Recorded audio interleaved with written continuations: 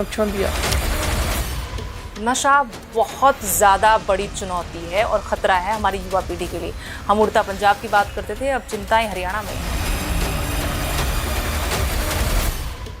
नमस्कार, राम राम। मैं आपके साथ देश नैन मोर। आप देखना शुरू कर चुके हैं लिविंग इंडिया न्यूज और आज हमारे साथ स्पेशल गेस्ट जुड़े हुए हैं और उनसे हम जानेंगे हरियाणा की राजनीति के मौजूदा हालात के बारे में। साथ में संगठन, पार्टी, सरकार सभी का लंबा अनुभव उनके पास है और भारतीय जनता पार्टी के जाट चेहरे के रूप में एक अपनी अलग पहचान भी वो रखते हैं। राज्यसभा सांसद सुभाष बराला जी आज हमारे साथ जुड़े हुए हैं। उनसे कई पहलुओं पर बातचीत करेंगे, लेकिन सबसे पहले हम उनसे उनके व्यक्तित्व और मौजूदा राजनीतिक जो स्थितियां हैं, परिस्थितियां हैं, उन पर खुलकर बातचीत करेंगे। बहुत बहुत स्वागत है सर आपका। नमस्कार। कई तरह की बातें होंगी आपके साथ इस पूरे लंबे पॉडकास्ट में, लेकिन सबसे पहले मैं जानना चाहती हूँ कि आपकी जो राजनीति अभी तक हमने देखी है, उस राजनीति को आज अगर हम देखें हरियाणा के संदर्भ में, तो अपने आप को कहाँ खड़ा पाते हैं आप? देखिए, बड़ा कठिन सवाल आपने सुदेश जी पूछा है कि मैं अपने आप को कहाँ खड़ा पाता हूँ। सवाल ये नहीं है कि मैं मेरे को कहाँ खड़ा पाता हूँ, सवाल ये है कि जो मेरा अपना हरियाणा का परिवार है, मेरे अपने जन हैं, उनकी जो अपेक्षाएं और उम्मीद मेरे से थी, वो मेरा आकलन किस प्रकार से करते हैं। असली मूल्यांकन तो तभी होगा, वरना तो अगर सामान्यता हम देखें जी। कोई भी व्यक्ति अपने आप को कमतर नहीं कह सकता। लेकिन सही अर्थों में किसी भी व्यक्ति का मूल्यांकन समाज करता है, उसके अपने लोग खुद करते हैं और खुद करें। क्या ये मूल्यांकन चुनावी भी होता है? इसलिए मैंने आपसे सवाल पूछा।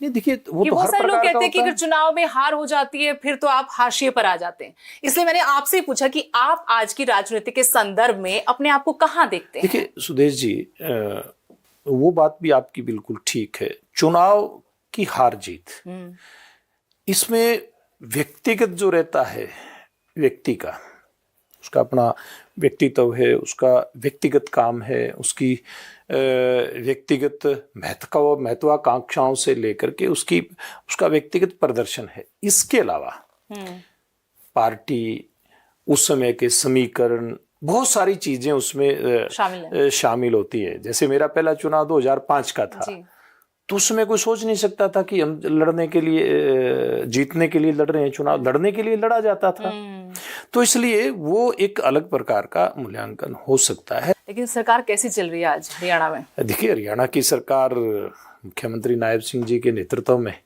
बहुत अच्छे प्रकार से चल रही है। लोगों की अपेक्षाओं के ऊपर खरा उतरते हुए और काम कर रही है और मुख्यमंत्री जी भी अपना 100% देने का एक सफल प्रयास करते हुए दिखाई दे रहे हैं। लेकिन विपक्ष कहता है कि डमी मुख्यमंत्री हैं, कोई काम नहीं हो रहा, ना कानून व्यवस्था यहाँ पर अच्छी है, ना युवाओं को रोजगार मिल रहा है, भर्तियां निकलती बाहर के युवाओं को नौकरी देते हैं, एचपीएससी का चेयरपर्सन बाहर से लगा दिया। क्या हरियाणा के लोगों में योग्यता नहीं है? देखिए सुदेश जी, पहली बात तो वो कह रहे हैं कि रोजगार नहीं मिलता। 1,80,000 से ज्यादा युवाओं को इन पिछले 10 सालों से, थोड़ा ज्यादा समय हमें, लगभग 11.5 हो गए हमें, तो इन 11.5 साल के अंदर 1,80,000 के आसपास युवाओं को सरकारी रोजगार मिला है। एक दूसरा, जो पूंजी निवेश हुआ है, चाहे हमारे देश के अंदर के पूंजीपतियों का है या विदेशी पूंजी निवेश है, वो सारा मिलाकर के हम बात करें, बड़े पैमाने पर हरियाणा के अंदर इंडस्ट्री आई है। उसके कारण से खूब रोजगार के अवसर पैदा हुए हैं। हरियाणा के युवाओं को चाहे एमएसएमई के माध्यम से या कोई दूसरे माध्यमों से रोजगार के इतने अवसर प्राप्त हुए हैं कि जो विपक्षी लोग कल्पना नहीं कर सकते। और शायद अब वो लगातार चुनाव हारते जा रहे हैं विपक्षी लोग, इसलिए उनको सारा बीजेपी की सरकार के अंदर या नायब जी के अंदर सारे खोट ही नजर आते हैं। नहीं तो देखिए, तीसरी बार सरकार आना, उसमें युवाओं की तो आज के दिन भूमिका खूब बड़ी भूमिका रहती है। इसलिए ये विपक्ष के नाते मैं इस बात को नहीं स्वीकार कर सकता। दूसरा, आधारभूत ढांचा प्रदेश का कितना मजबूत हुआ है, आज कितने हाईवे बने हैं प्रदेश के अंदर से, आप कल्पना नहीं कर सकते। मुझे याद आता है जब हमारी सरकार बनी तो जो केएमपी है, कुंडली पलवल मानेसर जो हाईवे है, उधर से केजीपी है, इसकी कनेक्टिविटी कैसी थी? काम शुरू हुआ था, रुक गया था। अरे ये प्रोजेक्ट सुदेश जी, आपको ध्यान हो, अटल बिहारी वाजपेयी जी के समय में पास हुआ था। पर ऐसा ही क्लेम कांग्रेस भी करती है कि बाकी जितने हाईवे बने वो कांग्रेस के राज में ही उनको हमने टेंडर निकाला, उनको लेकर हमने बातचीत की या फाइलों तक मामला पहुंचाया। अब हिसार एयरपोर्ट की भी हम बात कर लेंगे, उसका भी क्रेडिट लेती है कांग्रेस। लेकिन फाइलों तक ही तो रह गया ना उनके राज में। धरातल पर क्या उतर करके आया, वही मैं बात कह रहा हूं। देखिए, नाच ना जाने आंगन टेढ़ा वाली बात कांग्रेस पार्टी और दूसरे विपक्षी दल कर रहे हैं। आज हमारी पार्टी की सरकार पहले मनोहर लाल जी के नेतृत्व में और अब नायब जी के नेतृत्व में अच्छा नहीं करती तो तीसरी बार सत्ता में आने का कोई हरियाणा प्रदेश के अंदर कोई गुंजाइश ही नहीं रहती। वरना तो हरियाणा प्रदेश की राजनीति में हमने देखा है, आपने भी देखा है कि कभी इस पार्टी की सरकार है तो अगली बार उस पार्टी की सरकार है, तीसरी बार किसी भी पार्टी की सरकार हरियाणा में आज बीजेपी की पहली बार बनी है। हम उनकी तरह समाज को बांट करके, और वो भी वोट की राजनीति के लिए, हम काम करने वाले लोग नहीं हैं। 2016 के बाद हरियाणा में सामाजिक तौर पर कोई विभाजन नहीं हुआ, आपको लगता है ऐसा? जाट नॉन जाट की राजनीति को बढ़ावा नहीं दिया गया? देखिए, वो भारतीय जनता पार्टी के तौर पे कभी नहीं दिया गया, ना उसमें दिया गया ना उसके बाद दिया गया। भारतीय जनता पार्टी सर्व समाज को साथ लेकर के चलने वाली पार्टी है। हमें तो हमारे वरिष्ठ नेताओं ने हमें एक नारा भी, एक किस्म से नारा कह सकता हूँ उसको, वैसे एक लाइन मैं पढ़ करके बता सकता हूँ आपको कि पथ का अंतिम लक्ष्य नहीं है सिंहासन चढ़ते जाना, सब समाज को साथ लिए आगे है बढ़ते जाना। हम तो इन आधार पर काम करने वाले लोग हैं। लेकिन अब जब हम जात पात की बात कर ही रहे हैं, हाल ही में यूजीसी को लेकर, यूजीसी का जो इक्विटी कमेटी का जो नया रूल था उसको लेकर बहुत बवाल हुआ। सवर्णों को कहा कि उनके अधिकारों का सीधे तौर पर हनन है। मामला सुप्रीम कोर्ट पहुंच गया। सुप्रीम कोर्ट ने रोक लगा दी कि 2012 के ही नियम लागू रहेंगे। अब वहां पर भी सवाल खड़ा हुआ कि भाई आपने SC ST के साथ OBC को भी पहले ही पीड़ित घोषित कर दिया, और जो बाकी स्वर्ण हैं 15% के आसपास, उनको आपने पहले से अपराधी बना दिया। गलत नहीं था, अनदेखी हुई, जल्दबाजी हुई? आपको क्या लगता है इसमें? देखिए, अभी मुझे लगता है कि माननीय सर्वोच्च न्यायालय ने इसके ऊपर रोक लगाई है, इसलिए इस विषय पे आज के दिन कोई टिप्पणी करना उचित नहीं रहेगा। पार्टी लेवल पे आपको नहीं लगता कि जल्दबाजी है या फिर कुछ? देखिए सुदेश जी, बहुत ही सामान्य सी बात है। अब माननीय उच्चतम न्यायालय ने इतना बड़ा फैसला दिया है, इसलिए आज के दिन उसके ऊपर मेरे लिए टिप्पणी करना ठीक नहीं है। मैंने इसलिए पूछा क्योंकि लोगों ने कहा कि शिक्षा को भी राजनीति के चश्मे से देखा जाने लगा है। हालात देखिए, अब सारी चीजें के ऊपर विराम लग गया है, किसी भी प्रकार से लगा है वो, इसलिए इसके ऊपर क्यों टिप्पणी करें हम? आजकल हम एक नई परिपाटी बीजेपी में देख रहे हैं, जिसका मैं थोड़ी देर पहले जिक्र भी कर दिया। दक्षिण हरियाणा की राजनीति में खुलकर बड़े नेता आमने सामने हैं। पहले नाम नहीं लेते थे, अब नाम भी ले लेते हैं। पुराने किस्से भी उखाड़ लाते हैं कि देखिए भाई इतने दिन जेल रहकर आया था। गुटबाजी पहले सिर्फ लगता था कि अनिल विज को नाराजगी है, लेकिन अब दक्षिण हरियाणा की राजनीति में बहुत उबाल है। क्या वहां पर राव इंद्रजीत सिंह का विकल्प तलाशा जा रहा है? पीछे से खुली छूट है? क्या है वो? देखिए, ये बात आपकी ठीक है, इस प्रकार की बातें दिख रही हैं तो सवाल भी उठेंगे, लेकिन वो उनका व्यक्तिगत मामला है। देवेंद्र बबली के साथ क्या ऐसी अनबन है जो सुलझाई नहीं सुलझी? केंद्रीय मंत्री मनोहर लाल ने बहुत कोशिशें कर ली कि दादा पोते के बीच में एक पुल का ऐसा मजबूत निर्माण हम कर देंगे कि सारे गिले शिकवे दूर हो जाएंगे। हाल फिलहाल फिर पोता अब कुछ और बोल रहा है। देखिए, मेरी तरफ से तो कभी ऐसी बात हुई नहीं। जो व्यक्ति बात करता है जवाब तो उसी को देना पड़ेगा ना। मेरी तरफ से कभी कोई बात सुनी आपने? जब से मैं सार्वजनिक जीवन में हूं, जब से मैंने चुनाव लड़ना शुरू किया है, 2005 में मेरा पहला चुनाव था, उसके बाद से लेकर के आज तक संबंधित व्यक्ति जिसकी आप चर्चा कर रहे हो उससे लेकर के, और कोई भी राजनीतिक पार्टी का राजनीतिक इस प्रकार का व्यक्ति है, मैं कभी किसी के साथ पर्सनल होता नहीं हूं। देखिए, लड़ाई होती है, विचारों की लड़ाई होती है, मुद्दों की लड़ाई होती है। राजनीति में कभी व्यक्तिगत लड़ाई नहीं होती है। मैं इस मत का हूं, जो इस मत के दूसरी तरह से या दूसरी तरफ काम करते हैं, इस मत के विपरीत काम करते हैं, सवाल उनसे करिए आप। मेरे से तो सवाल करने का औचित्य नहीं है कोई। लेकिन वो अपनी हार का ठीकरा बिना नाम लिए, नाम नहीं लिया, लेकिन उन्होंने हार का ठीकरा आप पर फोड़ा। देखिए, हारे तो हम भी हैं। कोई व्यक्ति आज चुनाव लड़ने के लिए आता है और जो पार्टी आज उदय पर दिखाई देती है, सर्वोच्च पर दिखाई देती है, वो समय अलग है। लेकिन सुभाष बराला उस समय चुनाव लड़ने लगा था, भारतीय जनता पार्टी का काम करने लगा था, तब लोग कहते थे भारतीय जनता पार्टी के लोग तो पागल हैं। बिल्कुल सही बात है। हम तो 2005 में 9 में कोई सोचता था चुनाव लड़ने की क्या सुदेश जी? बिल्कुल। हम तो उस समय से चुनाव लड़ते आ रहे, हारते आ रहे, हमें तो पता था कि हारेंगे ही। इसलिए हार जीत की चिंता क्यों करनी?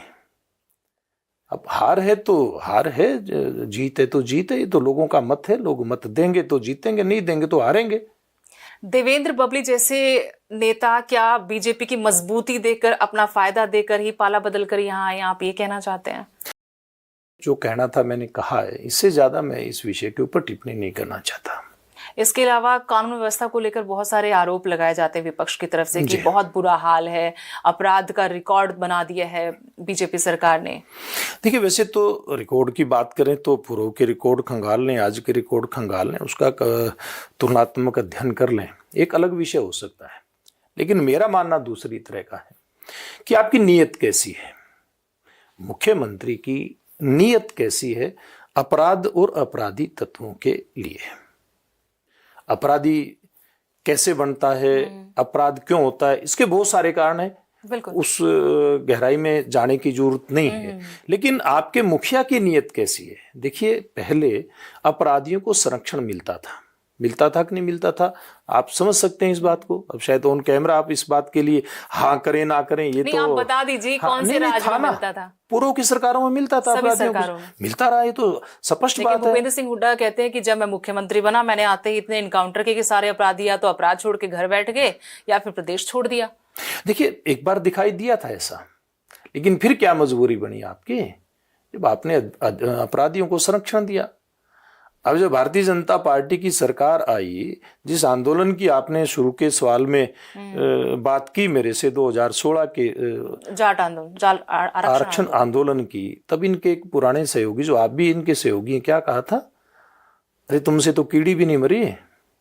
क्या था वो गलत लोगों को प्रोत्साहित करना, जो समाज के अंदर आग लगा रहे थे उनको उकसाना, ये नहीं तो और क्या था? आज वो व्यक्ति इस प्रकार से साधु संत की भूमिका में आने का प्रयास करते हैं, ये तो प्रदेश की जनता है, ये सारा जानती है। हमारे मुख्यमंत्री ने अपराधियों के ऊपर कैसे नकेल कसी जाए, पहले दिन से, चाहे पूर्व मुख्यमंत्री मनोहर लाल जी की बात करें या वर्तमान नायब जी की बात करें, दोनों ने यही प्रयास किया है। और मैं कहता हूं, जब राजनीतिक संरक्षण प्राप्त नहीं होता ऐसे गुंडा एलिमेंट को, तो निश्चित रूप से अपराध के ऊपर लगाम लगती है और खूब लगी भी है। जेजेपी नेता डॉक्टर अजय चौटाला ने भी एक स्टेटमेंट दी थी, किस तरीके से जो युवा हैं उनको आना चाहिए और वही कुछ बड़ा बदलाव करेंगे, राजनीतिक तौर पर करेंगे। आपने उस पर कड़ी टिप्पणी की थी, आपने नाराजगी जताई थी। तब उन्होंने कहा कि हमारा मतलब गलत लिया गया। दिग्विजय चौटाला ने भी मेरे साथ पॉडकास्ट में ये बात कही थी कि क्या इंदिरा गांधी के खिलाफ, कांग्रेस के खिलाफ मूवमेंट नहीं हुआ था? उस वक्त भी जो नेता गए थे, आज बीजेपी उनको सम्मानित करती है, उनकी पेंशन देती है, वो तो ठीक था। लेकिन अगर आज सत्ता के खिलाफ कोई खड़ा होता तो आप उसको कहते हैं अराजकता फैला रहे हो आप। देखिए, सत्ता के खिलाफ खड़ा होना नहीं था। अजय चौटाला का बयान आप देखिए ना, उन्होंने युवाओं को भड़काने के लिए बयान दिया था। लेकिन युवा आज के दिन सब जो राजनीतिक पार्टियां हैं या वर्तमान सरकार और पूर्व सरकारें हैं, उनके कामकाज का, उनके कार्यकाल के कामकाज का तुलनात्मक अध्ययन करता है। इनको ये बात ध्यान में होनी चाहिए इस परिवार को कि आज का युवा इस बात को समझ गया है कि वो लोग, पुराने लोग, युवाओं का इस्तेमाल अपनी राजनीतिक रोटियां सेकने के लिए करते थे। हमारी सरकार की राजनीति समाज नीति के आधार पर काम करती है और हमारी सरकार बेरोजगार नौजवानों को पूर्व की भांति तेरा मेरा करके या पैसे के आधार पर नौकरी प्राप्त करने के लिए प्रोत्साहित नहीं करती। आपके दावों से उलट कल ही रानिया से इनेलो विधायक अर्जुन चौटाला ने कहा कि ये तो ऐसे हैं बीजेपी की सरकार वाले तो कि गधे को भी डॉक्टर बना देंगे, बस वो आरएसएस का होना चाहिए। देखिए, ये मुझे लगता है ये जो लोग उनके पूर्वजों ने जो काम किया है, जिनके परिणाम भी भुगतने पड़े हैं, वो मेरे कारण या आपके कारण नहीं सुदेश जी, वो उन्होंने जो गलत काम किए थे कोर्टों ने उसके ऊपर अपने निर्णय दिए हैं और उसके ऊपर गहराई से जाने की जरूरत नहीं है। विरोधी लोगों के, चाहे इनके कारनामे हैं या फिर कांग्रेस के हैं, कांग्रेस के तो अभी आपने सुना ही था इस चुनाव के अंदर कि कांग्रेस के जो विधायक, मौजूदा जो विधायक थे, वो दोनों हार गए। वो एक तो कहता था कि पहले मैं तो मेरा घर भरूंगा, फिर मेरे आसपास के लोगों का, मेरे रिश्तेदारों का घर भरूंगा, फिर औरों के बारे में सोचूंगा। ये तो ऑन कैमरा कहा था, पूरे प्रदेश ने देखा। और एक फरीदाबाद में एनआईटी का इनका विधायक जो बड़ा ड्रामा करता था यहाँ के विधानसभा में, पता नहीं किस किस प्रकार का, वो पता नहीं क्या क्या ड्रामे ढोंग किए उन लोगों ने, और वहां लोगों को कहता कि 50 वोट के ऊपर एक नौकरी दूंगा। ये प्रदेश की जनता ने देखा, उनको हराने का काम किया है। कच्ची पर्ची का भी आजकल बहुत जोर शोर से मामला उठा हुआ है। आपने, मुझको याद है, चल इसके साथ मैं कुछ और जोड़ देती हूँ, आपका और ओम प्रकाश धनखड़ जी का एक फोटो अर्धनग्न होके प्रोटेस्ट का हमने बहुत बार चिपकाया, अभी भी चिपका देते हैं हम जहां हमारा दिल करता है, जब ये मुद्दा उठता है कि भाई स्वामीनाथन आयोग की रिपोर्ट लागू होनी चाहिए, किसानों की आमदनी दोगुनी होनी चाहिए। आज आप सत्ता में हैं लगातार तीसरी बार, ऊपर भी आपकी सरकार है, वो जो प्रोटेस्ट हुआ वो मांग तो आज भी पूरी नहीं किया। आज आपको लगता है किसानों की आमदनी दोगुनी हो गई है? देखिए सुदेश जी, कागज और पेन लेकर के बैठिए, आप बैठे, मैं बैठूं, 2-4 हमारे किसान कार्यकर्ता कोई भी हो सकते हैं, वो बैठ जाएंगे। तो वो जिस प्रदर्शन की आप बात कर रहे हैं, हमने किसानों की फसल के लिए जो रेट की बात की थी, जिस फार्मूले की हमने बात की थी, वो था लागत के अंदर 50% लाभ जोड़ करके किसान को लाभकारी मूल्य मिलना चाहिए। उस समय भी हम उस बात पर फिर थे, विपक्ष में रहते हुए सरकार में जब आए हैं तो नरेंद्र मोदी जी के नेतृत्व में सुदेश जी इस फार्मूले के ऊपर काम किया है। आप देखिए फसलों के भाव कितने बड़े हैं, 2 गुना से ज्यादा, उससे भी ज्यादा फसलों के दाम, लागत भी तो फिर उससे कहीं ज्यादा। हाँ, मैं उसी बात पे, तो मैं आपकी अगली बात वही थी ना मेरी, फसलों के दाम बढ़े हैं और लागत में यूरिया, डीएपी, इसके भाव कितने बढ़े, कितने प्रतिशत बढ़े, आप देख लीजिए उठा करके। जो दूसरे इनपुट हैं एग्रीकल्चर प्रोड्यूस के अंदर जो काम आते हैं, यानी कि कृषि उत्पाद में काम आते हैं, कितने बढ़े, ना मात्र बढ़े, या बढ़े नहीं या ना मात्र बढ़े, लेकिन दाम 2 गुना से ज्यादा बढ़े हैं। आज भी हम उस बात पे कायम हैं जिस पे हम कल कायम थे। लेकिन इसमें भी एक बड़ा झोल है। हाईकोर्ट क्योंकि मामला चला गया है, एक जनहित याचिका लगाई गई फॉर्मर चीफ साइंटिस्ट की तरफ से, उसमें कि कच्ची पर्ची पकड़ाई जाती, पक्की रसीद किसानों को नहीं दी जाती। अब सरकार के पास आंकड़ा जाता है कि एमएसपी पर खरीद हुई है, सरकार अपनी जगह उस आंकड़े के हिसाब से ठीक है, लेकिन किसान पर दोहरी मार है। किसान को औने पौने दाम पर फसल लेकर कच्ची पर्ची, उसका कोई रिकॉर्ड नहीं है। इस पर मैं सवाल कर रही थी आपसे कि इसका कोई हल है? अब एसीएस के पास हालांकि 30 दिन का वक्त है, वो इस नियम पर फैसला करे, लागू करे। देखिए, नहीं, ठीक बात है आपकी। पूर्व के जो सवाल था उसमें आपका एक बात पे जवाब मेरा छोटा सा रह गया था, मैं उस बात में ऐड करता हूं कि हरियाणा एक ऐसा प्रदेश है जहां जिसमें जहां हमने प्रदर्शन कभी किए थे, वहां के मुख्यमंत्री ने हरियाणा की सभी फसलों की सरकारी खरीद को सुनिश्चित किया है। अब अगली बात आती है कच्ची पर्ची की। ये बिल्कुल ठीक बात है। एक अच्छा, जिसने भी विषय उठाया है मैं उसको बधाई देता हूं कि एक अच्छा विषय उसने उठाया, किसान हित में, जनहित में उस बंधु का है, उसको मैं बधाई भी देता हूं। लेकिन ये व्यवस्था कोई बीजेपी के राज में नहीं है शुरू हुई है, ये पुरानी व्यवस्था चली आ रही थी, कभी न कभी कहीं न कहीं तो इसके ऊपर कोई न कोई तो कदम उठाएगा। जिसके भी ध्यान में आया उसको साधुवाद में देता हूं, अच्छी बात है। अब वो व्यवस्था ठीक, उसमें और ज्यादा पारदर्शिता आएगी। पारदर्शिता तो पहले भी थी, लेकिन और ज्यादा पारदर्शिता। रेवाड़ी महेंद्रगढ़ में भावांतर योजना में बड़ा घोटाला आ गया कि कागजों में सब खरीद दिखा दी। उसके बाद करनाल में धान में फर्जी गेट पास वाला मामला आ गया। फिर श्रम विभाग में घोटाला आ गया। विपक्ष तो कह रहा है कि घोटालों की सरकार है। भूपेंद्र सिंह हुड्डा मेरे साथ ही पिछले पॉडकास्ट में बैठकर दावा करते कि मुख्यमंत्री बता दें 24 फसलें ऐसी कौन सी हरियाणा में होती है जो एमएसपी पर खरीदने की बात करते हैं। देखिए, कहीं न कहीं किसी न किसी क्षेत्र में फसलें होती हैं, ये हुड्डा साहब को भी पता है। हाँ, लेकिन बहुतायत में नहीं होती। बहुतायत में तो सब लोगों को पता है कौन कौन सी फसल होती है, लेकिन जितनी फसलें होती है मुख्यमंत्री ने उन बातों की चर्चा की है। इसलिए हुड्डा साहब बातों को घुमाने का प्रयास कर रहे हैं और कुछ भी नहीं है।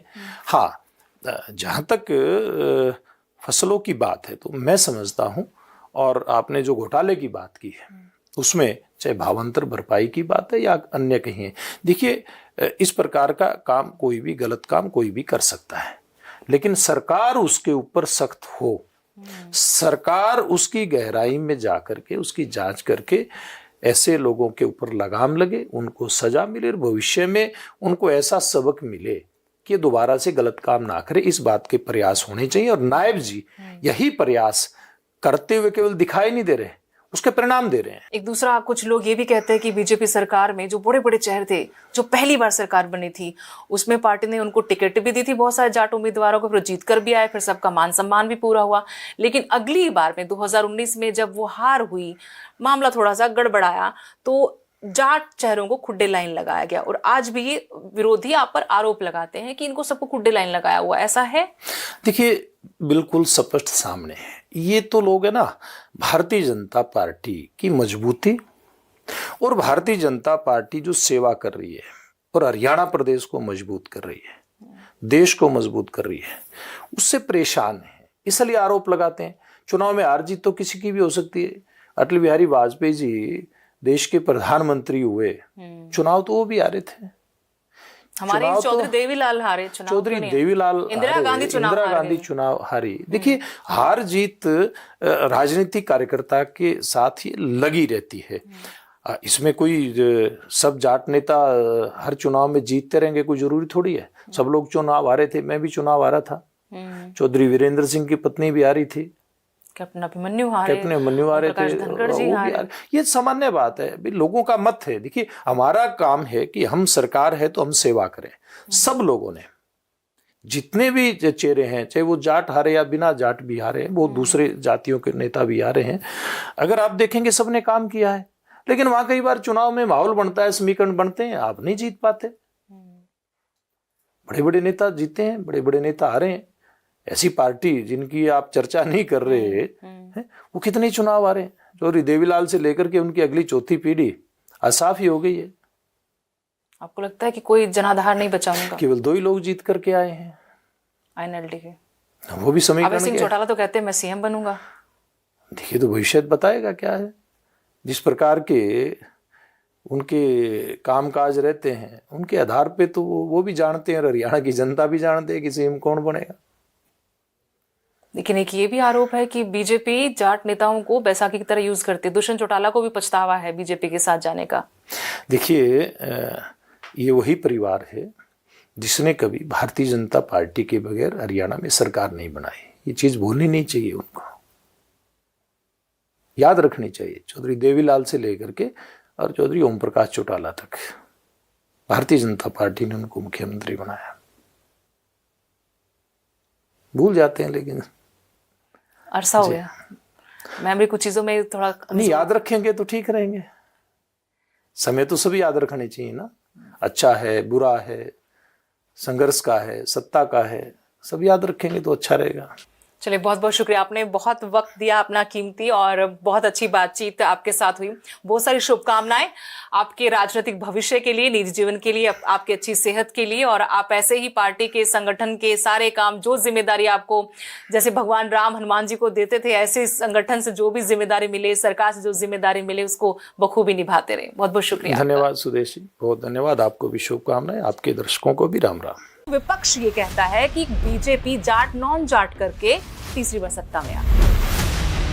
हम उनकी तरह समाज को बांट करके, और वो भी वोट की राजनीति के लिए, हम काम करने वाले लोग नहीं हैं।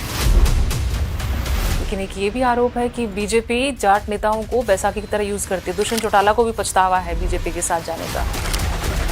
देवेंद्र बबली जैसे नेता क्या बीजेपी की मजबूती देकर, अपना फायदा देकर ही पाला बदल कर यहाँ आए, आप ये कहना चाहते हैं?